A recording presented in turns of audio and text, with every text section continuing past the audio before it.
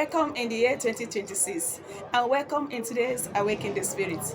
Today I will share the topic Knowing God. God is sovereign, incomparable, rich in his own class. In Isaiah 46, verse 9, and the Bible said, I alone am God, there is no one else. This is to say that God alone is God. Every other thing that people mistake to be God, they are all demons created. They are called gods, not God. And there are things that you use to know this our God. One of them is his divinity, his deity, his supremacy or authority. When we talk about God or his divinity, it simply means of God. Those things that God is the source, when he shared the attributes with us, his children. These divinity are communicable. Example is God's righteousness. God manifests righteousness, absolutely. But he shared the nature of righteousness with us, his children. But we cannot manifest it absolutely because we are still undergoing transformation.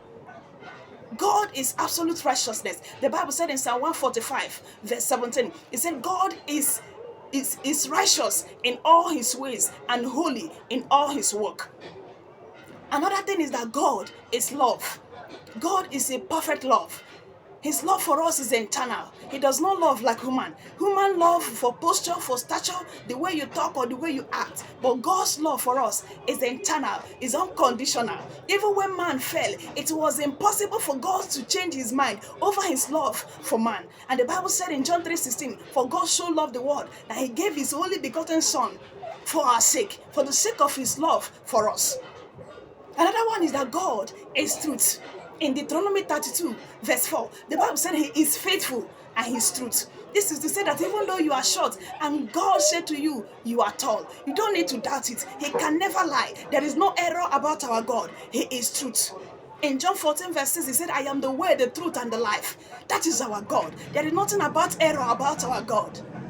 God is faithful.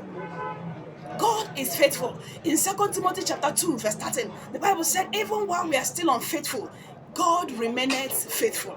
He can't change. He said he calls those things that be not as though they were. He said he sustained everything by the power of his word. He cannot ever change.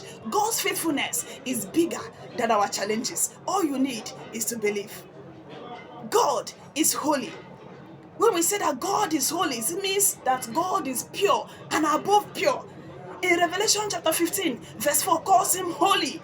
In the book of Samuel, he said, there is none holy as our God. That is the God that we serve. When we talk about God being holy, it means that he came from a class of integrity, a class that does not compromise, a class full of morality and purity. That is our God. God is wisdom. God is wisdom. In Proverbs chapter 3, verse 19, the Bible said, by his wisdom, he created the earth, and by his knowledge, he established heavens. Have you wondered how God created us, that you can never resemble the other? Look at under our nose, there are hairs, our eyebrows, how he covered our face and everything. You will find out that everything came from the wisdom of God. Even as little as ants, God created them in a way that they can detect danger and they begin to run back for their life. Even birds, once you look at some birds with their colors, how God mixed this color with that color, and they look so beautiful, you find out that God is full of wisdom. Even when you study the journey of creation and salvation, you'll be wondering, does God know that Adam and Eve are going to fall? Did he know that they are going to fall?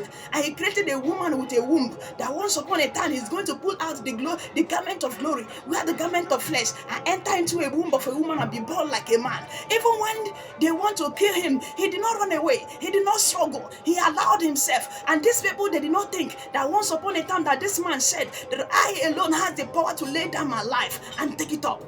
And they killed him. And after killing him, he brought salvation to us.